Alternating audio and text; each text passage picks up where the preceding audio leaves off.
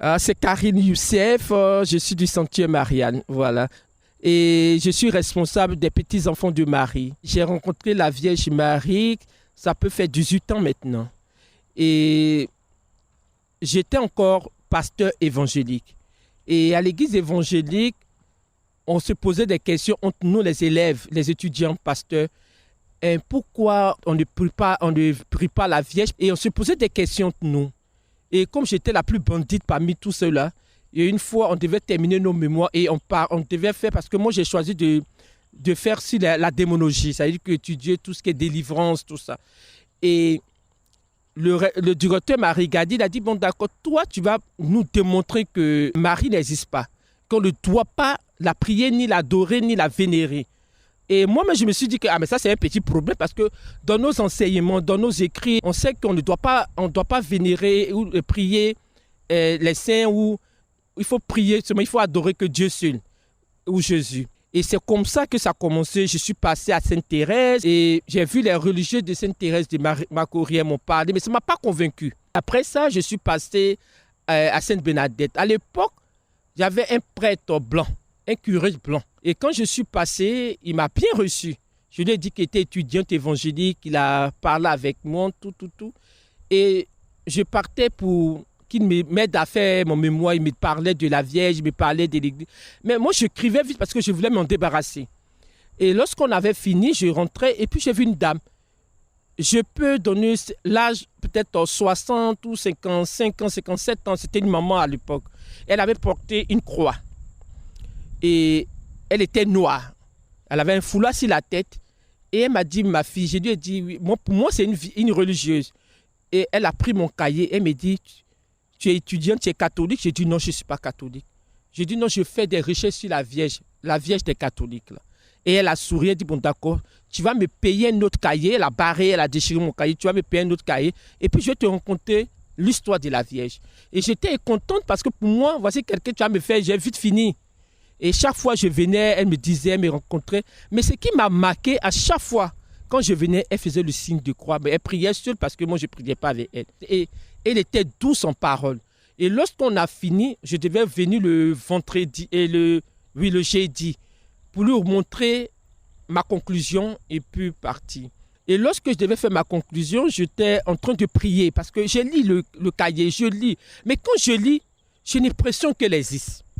Et si je mets qu'elle existe, ça me crée des problèmes. Et j'étais en train de réfléchir et dans ma réflexion, j'ai eu une vision.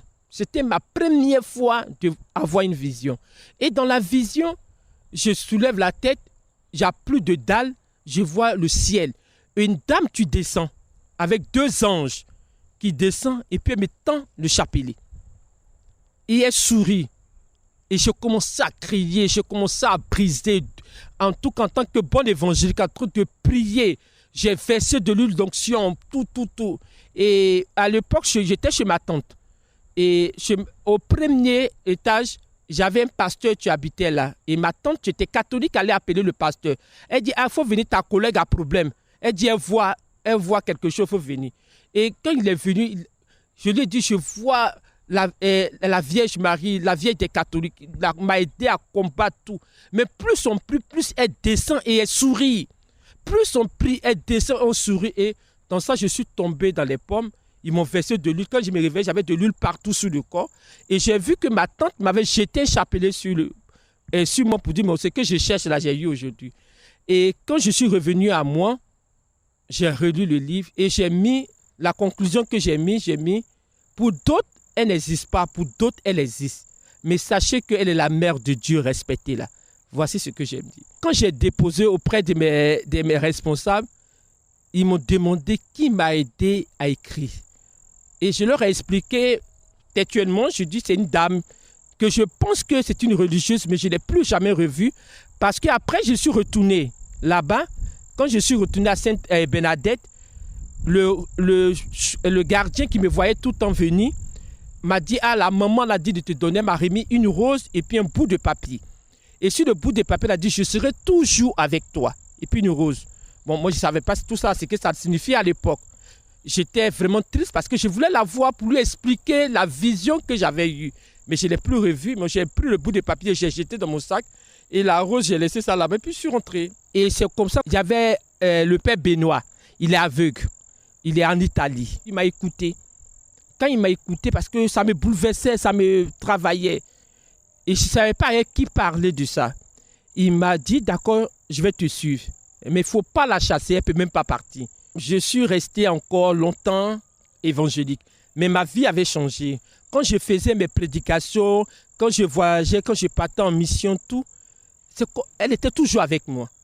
Et on m'appelait Shekina à l'époque, à l'église évangélique. On me dit, mais Shekina, tu as changé, tu es calme. Et on devait passer notre dernier examen de 7e année. Et moi, mais je savais que j'allais redoubler. Et je lui ai dit, je l'appelais la dame là.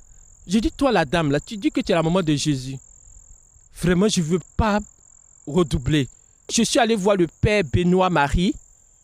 J'ai dit, Père Benoît, si elle fait, je deviens catholique. Il dit on ne parie pas avec elle. Hein. Et effectivement, j'avais tout le monde qui était là à ma remise de diplôme. Et réellement, j'étais la meilleure de toute ma promotion. Mais je ne sais pas comment ça s'est fait, mais j'étais la meilleure de toute ma promotion. Et la Vierge est passée devant. Et le père Benoît m'a dit, je t'ai dit que si elle fait, elle fait. J'étais toujours pasteur.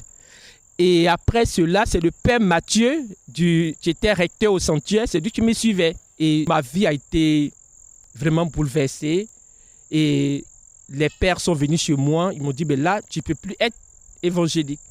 Là, tu es obligé d'être catholique, il faut que tu choisisses. Et puis j'ai fait ma profession de foi et je suis devenu catholique. Voilà. Marie, pour moi, elle est tout. Vous voyez, quand d'autres me disent, mais convainc les gens de prier Marie, j'ai dit c'est personnel. Parce que pour moi, je n'ai même pas encore fini de la prier. Parce que pour moi, elle est tout. Elle fait partie de notre vie, mes enfants et moi. Et quand ils sortent de la maison, ils disent, ils courent, au revoir maman Marie. Pour eux, elle est avec nous. Pour dire que Marie, pour moi, elle est tout. Elle est merveilleuse. C'est une mère qui comprend. C'est une mère qui écoute. C'est une mère qui agit. C'est une mère qui combat pour ses enfants. Et ce que je peux dire, chaque jour, on apprend avec Marie. On apprend avec Marie. Et Marie nous agit dans notre vie dans le silence. Marie n'aime pas le bruit. Elle agit dans le silence.